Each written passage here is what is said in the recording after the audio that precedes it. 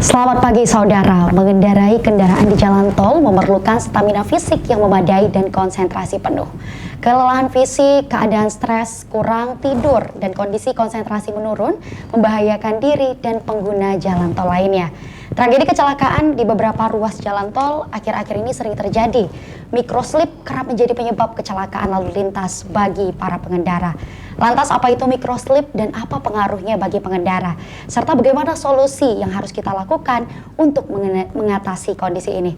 Untuk mengupas lebih dalam terkait tema pagi ini bersama kami sudah kehadiran tamu yaitu Bapak Jarod Senowibawa selaku GM PT Hutama Karya di Studio 2 Kompas TV Pekanbaru. Selamat datang Bapak.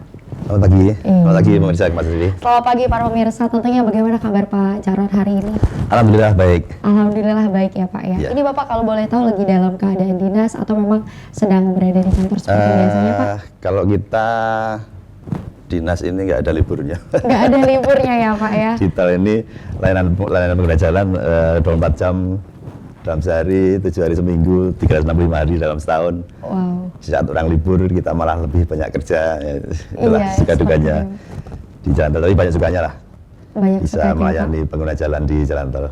Oke, jadi kalau kita bisa lihat kalau kita menantikan libur-libur di akhir pekan atau di akhir tahun, tapi ternyata justru berbalik dengan teman-teman yang ada di perusahaan ya Pak ya, karena justru di waktu libur lebih banyak kerjaannya. Kali ini kita akan membahas Pak dan mengupas tuntas bagaimana penyebab dari kecelakaan lalu lintas saat ini, terutama nih Pak di jalan tol adalah microslip. Apalagi di Kota Pekanbaru kita bisa lihat ya Pak dalam kurun waktu 1 tahun terakhir ini sudah banyak sekali berita yang kita lihat terkait kecelakaan lalu lintas. Tapi sebelumnya kita pengen tahu dulu Pak, dari mata Pak Jarod sendiri sebenarnya apa itu microslip Pak?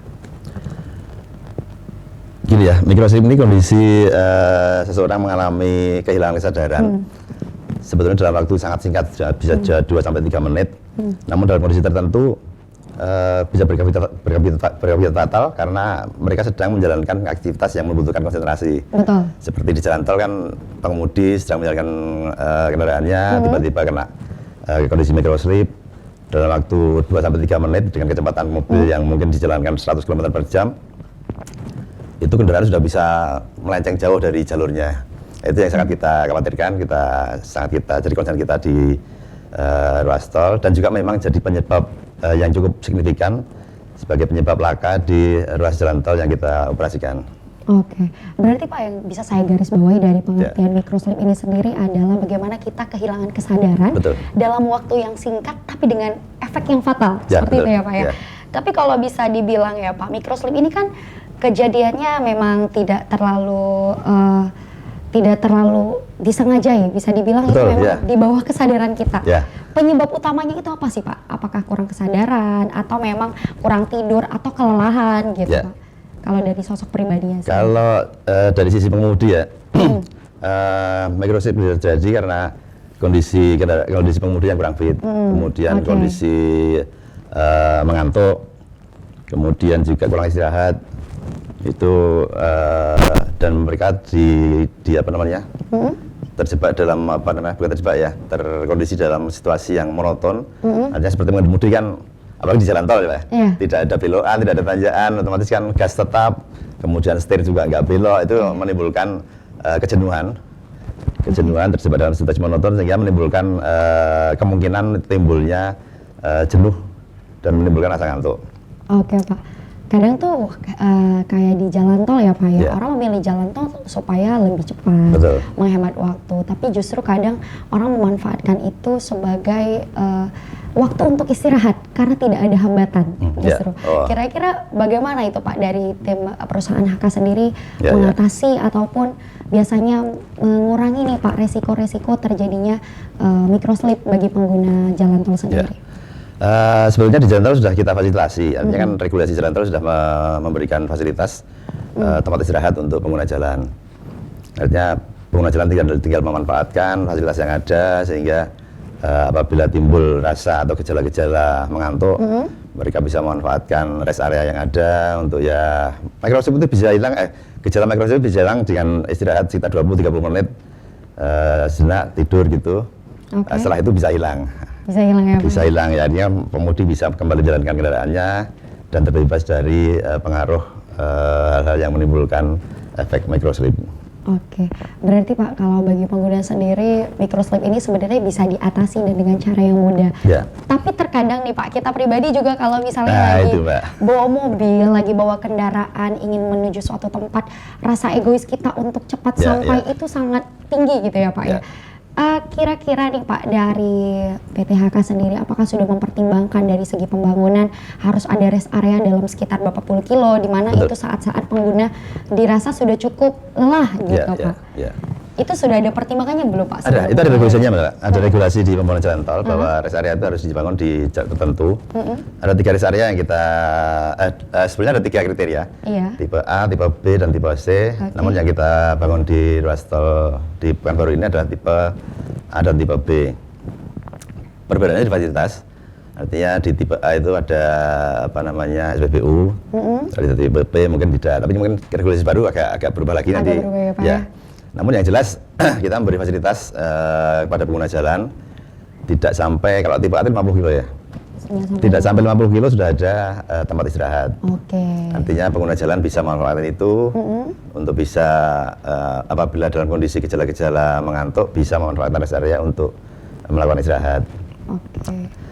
Saya juga berpesan jangan sampai kita sudah menjadikan rest area ya, jangan sampai pengguna jalan itu melaksanakan istirahat di ruas jalan tol. Oke. Itu yang banyak terjadi, mungkin sering lihat juga ya. Iya. Di ruas tol banyak yang istirahat di tepi jalan tol. Namun kita sudah tekankan ke pengguna jalan, ke petugas kita juga, kondisi seperti itu sangat membahayakan untuk pengguna jalan maupun pengemudi yang lain.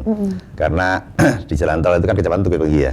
Iya Pak. Kita kecepatan rendah pun kita batasi, artinya kan Iya. memang di jalan tol ini kecepatannya cukup tinggi, sehingga untuk hal-hal yang menghalangi di jalan tol kita minimalkan, apa namanya, termasuk kendaraan yang parkir di bahu jalan.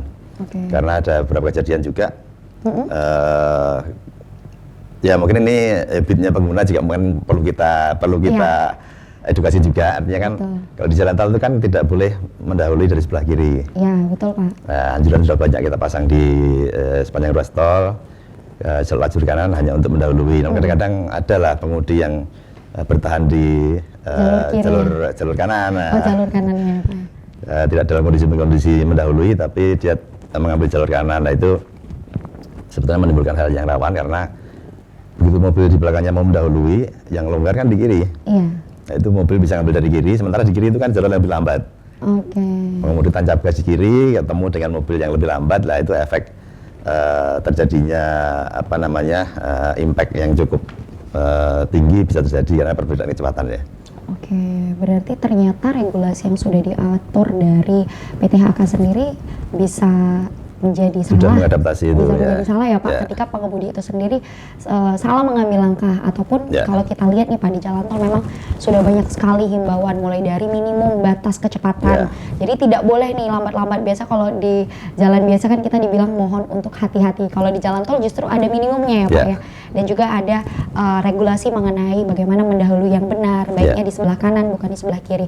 Tapi Pak yang ingin saya tahu terkait dengan aktivitas yang dijalankan dari PTHK sendiri baru-baru ini ada operasi microslip. Ya, betul. Di mana operasi microslip itu seperti apa sih Pak? Apakah memang operasi ini disebabkan dengan banyaknya microslip yang terjadi di daerah Riau? Ya, salah satunya adalah mengantisipasi penyebab laka ya berupa kondisi mengantuk pengguna jalan ya. Makanya kita rutin mengadakan operasi microslip bekerjasama dengan komponen-komponen yang ada di kita, dari pengelola tol, dari patroli jalan raya, kemudian kita juga melibatkan karyawan dinas perhubungan juga untuk bisa melakukan operasi ini. Ini sebenarnya langkah pencegahan kita.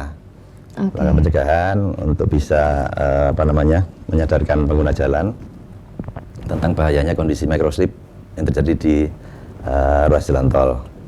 Ini lebih ke pencegahan sih, Mbak. Mitigasinya ya Pak? Ya, pencegahan. Karena memang penanggulangannya sendiri timbul dari pengguna jalan. Oke. Sebetulnya timbul dari pengguna jalan. Artinya kita memberikan kesadaran, memberikan edukasi mengenai hal-hal yang bisa dikategorikan sebagai gejala ke arah microslip. Jadi pengguna jalan harusnya menyadari itu dan bila mendapatkan kondisi seperti itu dengan kesadaran sendiri bisa beristirahat di rest area untuk bisa melepaskan rasa kantuk yang mungkin timbul di ruas jalan.